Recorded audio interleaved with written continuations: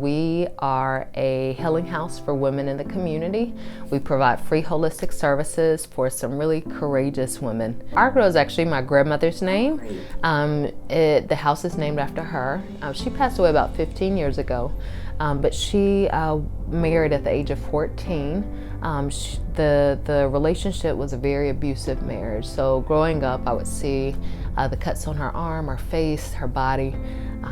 Couldn't do anything as a child, but now as an adult, I can do something to help other women. You know, this is hard work, but it's a gift to be able to journey with so mmany courageous women. So many of them are fighting to move forward as mothers, as career women, as people who are healing, women who are healing from some very traumatic things, mind, body, and spirit. But they're not giving up. They're continuing to fight. Actually, when I was a Peace Corps volunteer, I became a survivor myself, and had to fight through PTSD and other things. And so I think part of my empathy for other women is understanding the trauma of something like violence and abuse against the mind, body, and spirit personally, but also knowing that healing is possible.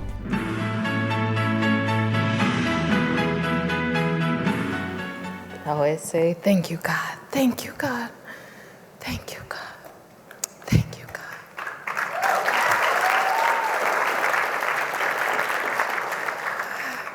Hey, everybody.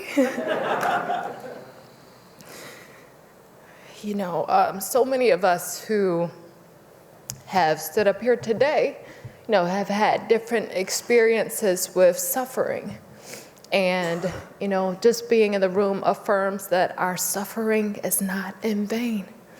And if we can fight and work to get to the other side of it, there can be so much joy. So I'm so grateful that not only myself, but so many in this room, and healing is a journey, right? Sometimes we have our bad days, but we have good days like today, right?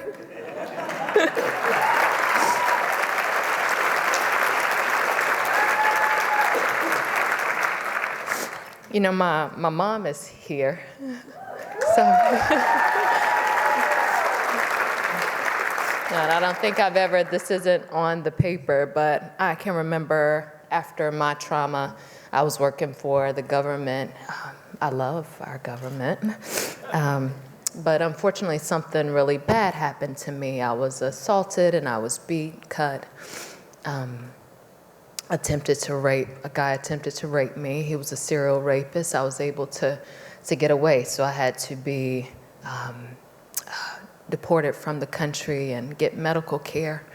But I can remember my mom was there waiting on me, and I can remember fighting through PTSD, going in the house with a stick, checking every corner, not even being able to use my hands because I broke a knife during my assault in half. But my mom was there with me. So thank you, Mama. Thank you.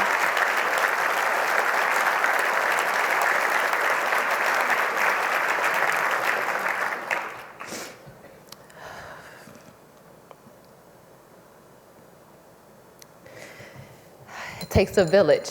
So I just want to thank my husband, who's not here. His name is Reverend Dwight Ford.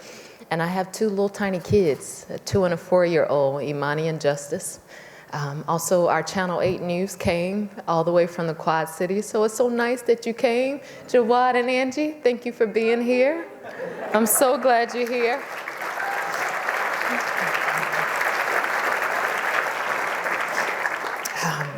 And also the women of Argrow's house that will see this message. So many of them all of them are courageous, but I just wanted to share, and I shared a little earlier in an interview, our first survivor employee, we're about a year and 5 months old, and Allie, our first survivor employee, came to Argrow's house with 2 black eyes. She journeyed and fight to get to the other side of her healing and out of a domestic violence situation. And now Allie is actually teaching other women how to make soaps and bath bombs and essential oil blends. She also has a job with our local school system in Rock Island, Illinois. and she is fighting to get custody of her children every single day. And so we journey together. We are in community together. And so please, if you're ever looking for a very special gift for yourself or someone or even your corporate organization, check out argrowshouse.org. God bless you, and thank you so much.